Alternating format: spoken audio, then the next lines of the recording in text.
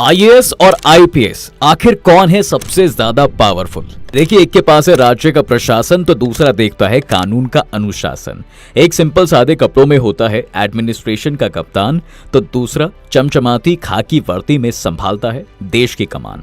नीतियां इंप्लीमेंट करना और सभी डिपार्टमेंट को कंट्रोल करना होता है आईएएस का काम। वहीं पब्लिक सेफ्टी और सिक्योरिटी को परफेक्टली मैनेज करना दिलाता है आईपीएस को सम्मान। लेकिन साहब, सवाल यहाँ पर यह आता है कि इन दोनों में किसके हाथ होती है ज्यादा ताकत, किसकी अथॉरिटी होती है सबसे ऊपर और कौन करता है किसके नीचे काम। चलिए आज की वीडियो में ये सब जानते हैं।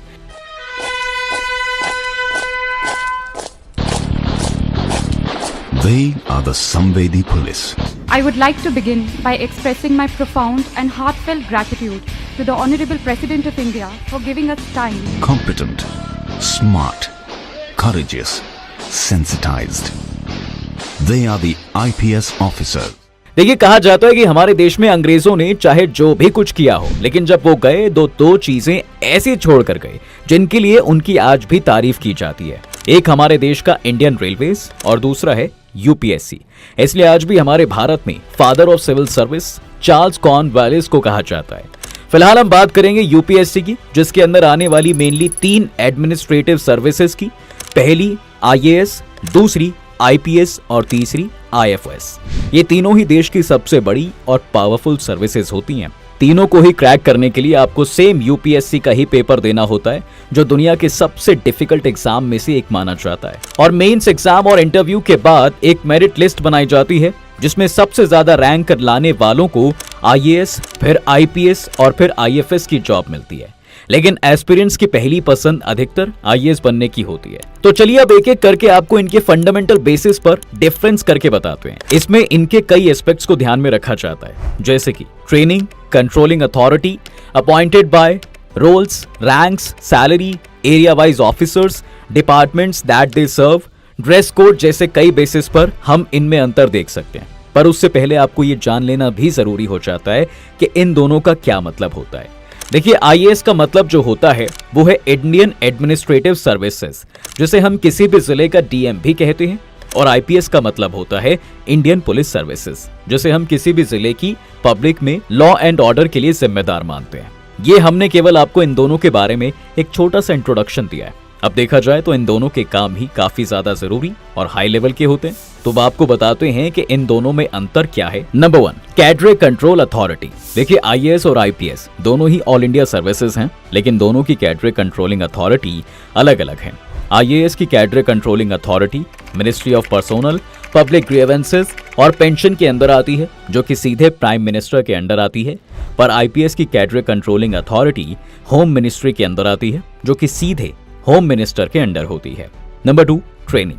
केवल यूपीएससी पेपर निकाल लेने से किसी की भी पोस्टिंग नहीं होती। पोस्टिंग से पहले कैडरे को एक ट्रेनिंग से होकर गुजरना होता है, जो कि उन्हें फ्यूचर में सफल ऑफिसर बनने के लिए ट्रेंड करती हैं। और जहां ये ट्रेनिंग करवाई जाती है वो किसी भी एस्पिरेंट के लिए जन्नत से कम नहीं होती। जी हाँ, मसूरी की वादियों में बसा Lal Bahadur Shastri National Academy of Administration यानी LBSNAA किसी भी स्वर्ग से कम सुंदर और आलीशान नहीं है। चुने गए कैंडिडेट्स को यहाँ पहले 3 महीने की ट्रेनिंग दी जाती है और इस कोर्स में बेसिक एडमिनिस्ट्रेटिव स्किल्स सिखाए जाते हैं, जिन्हें जानना हर सिविल सर्विस ऑफिसर के लिए जरूरी हो जाता है।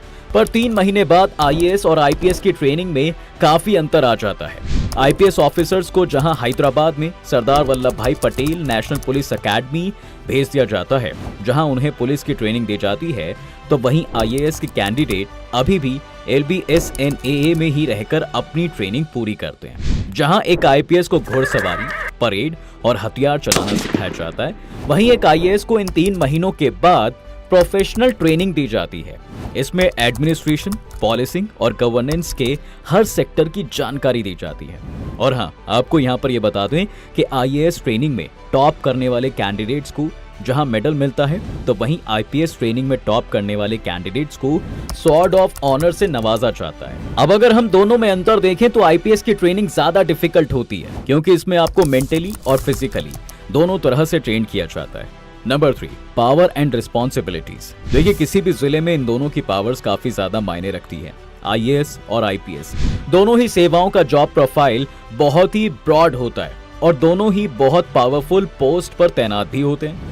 लेकिन आईएएस एक डीएम के रूप में काफी ज्यादा पावरफुल होता है। उसकी जिम्मेदारियों में एक रीजन, डिस्ट्रिक्ट, डिपार्टमेंट का एडमिनिस्ट्रेशन शामिल होता है।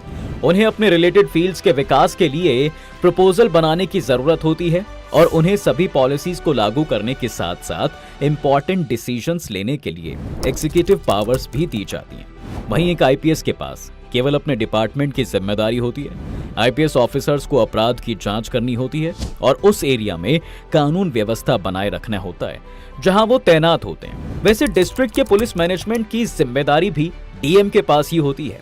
शहर में कर्फ्यू, धारा 144, लॉ एंड ऑर्डर से जुड़ी सभी डिसीजंस डीएम लेते हैं। भीड़ पर फायरिंग का ऑर्डर भी डीएम ही दे सकता है। आईपीएस भीड़ पर फायरिंग का ऑर्डर नहीं दे सकता। इतना ही नहीं, पुलिस ऑफिसर्स के ट्रांसफर्स के लिए भी डीएम के अप्रूवल की जरूरत होती है। Number 4, scope of duty.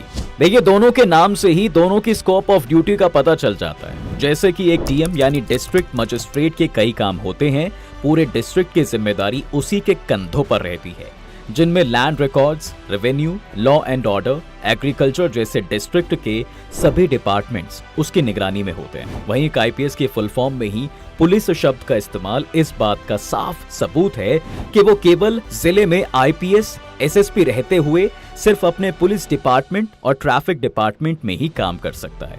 उसे केवल अपने जिले के लॉ एंड ऑर्डर पर ध्यान देना है। Number 5, salary. अब देखा जाए तो अधिकतर लोगों का सवाल बस यहीं आकर खत्म हो जाता है कि भैया आखिर दोनों में से सैलरी किसकी ज्यादा होती है, कौन ज्यादा कमाता है, किसके हाथ में ज्यादा पैसा होता है। तो चलिए आपको बताते हैं। देखिए, इन लोगों की पोस्ट को देखते हुए इनकी सैलरी डिसाइड करने के भी अलग ही तरीके होते हैं। जैसे भारत में आईपीएस अधिकारी की सैलरी जो है 7th पे कमीशन के रिकमेंडेशंस के बाद से काफी बेहतर हुई है। आज इनकी सैलरी लगभग 56,100 रुपये पर मंथ से लेकर 2,25,000 रुपये पर मंथ तक हो सकती है। ये सीनियरिटी के अकॉर्डिंग भी अलग अलग होती है।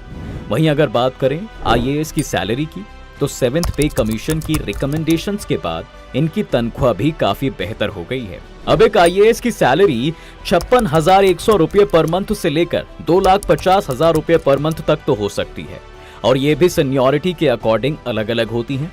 लेकिन आईएएस की सैलरी हमेशा आईपीएस से ज्यादा होती है।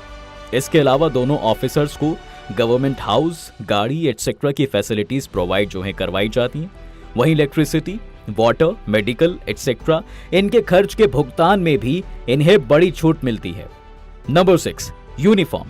देखिए, एक यूनिफॉर्म ही है जिसे देखकर कोई भी आईपीएस को पहचान सकता है। इनकी चमकती यूनिफॉर्म ही इन्हें आईएएस और एक आम नागरिक से अलग बनाती है। अब ऐसा हम इसलिए कह रहे हैं क्योंकि आईएएस ऑफिसर्स के लिए कोई खास यूनिफॉर्म नहीं होती। उन्हें बस गवर्नमेंट इवेंट्स में फॉर्मल कपड़े पहनने होते हैं, लेकिन आईपीएस को उनकी प्रिस्क्राइब यूनिफॉर्म ही पहननी होती है। कहा तो ऐसा भी जाता है कि कई लोग तो केवल इस यूनिफॉर्म के लिए ही आईपीएस बनना पसंद करते हैं। यह यूनिफॉर्म इंसान को अलग सा कॉन्फिडेंस, रिस्पेक्ट और पहचान देती है, जो उसे औरों से अलग करती है। आईपीएस की यूनिफॉर्म प्रमोशंस के साथ साथ बदलती जाती हैं।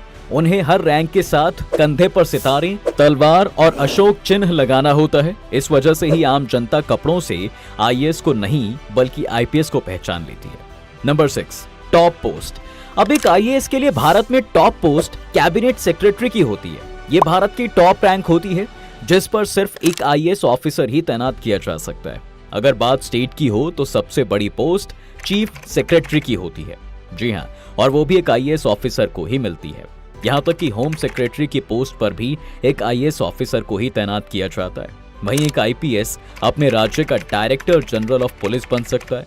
सेंट्रल गवर्नमेंट में एक IPS officer CBI, IB and raw का डायरेक्टर तक बन सकता है और इसके साथ साथ नेशनल सिक्योरिटी एडवाइजर के पोस्ट पर भी आईपीएस की तैनाती की जा सकती है। तो चलिए अब फाइनली आपको बता ही देते हैं कि अगर देखा जाए तो एक आईएएस और आईपीएस में कौन ज्यादा पावरफुल होता है। देखिए, आईएएस और आईपीएस की रिस्पॉन्सिबिलिटीज और पावर्स बिल्कुल अलग होती हैं।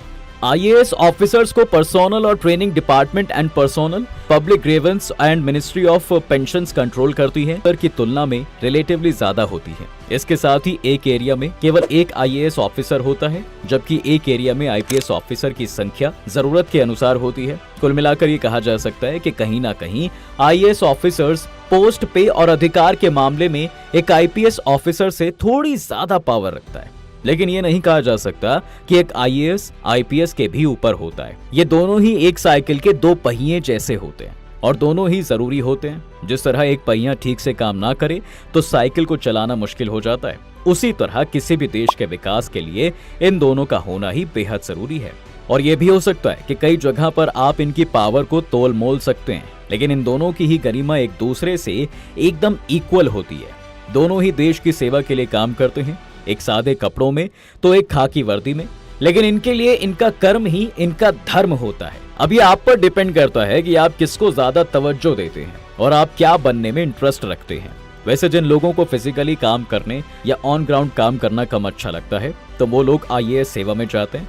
वहीं कुछ परवाने ऐसे भी होते हैं जो मेरिट लिस्ट में भी अच्छी खासी रैंक आने पर भी आईएएस बनना चाहते हैं, और उसका सबसे बड़ा रीजन होता है वो खाकी वर्दी, जो अगर एक बार किसी के बदन पर आ जाए तो उसकी वैल्यू खुद ब खुद बढ़ती चली जाती है। वर्दी में कंधों पर लगा अशोक चिन्ह ही उनकी सफलता का सबसे बड़ा प्रतीक होता है। तो उम्मीद है कि आपको आज अच्छे से एक आईएएस और आईपीएस की पावर के बारे में नॉलेज हो गई होगी। तो अगर आप में से कोई आईएएस या फिर आईपीएस बनने की तैयारी कर रहा है या करना चाहता है तो आप इन दोनों में से क्या बनना चाहेंगे, हमें कमेंट बॉक्स में जरूर बताइएगा। फिलहाल आज के लिए बस इतना ही, मिलते हैं अगली वीडियो में। जाने से पहले आप इस वीडियो को लाइक, कमेंट और शेयर जरूर कर दें, और अगर अभी तक आपने हमारे चैनल को सब्सक्राइब नहीं किया है तो जल्द कर लें ताकि हमारी सारी वीडियोस आप तक सबसे पहले पहुंच सकें।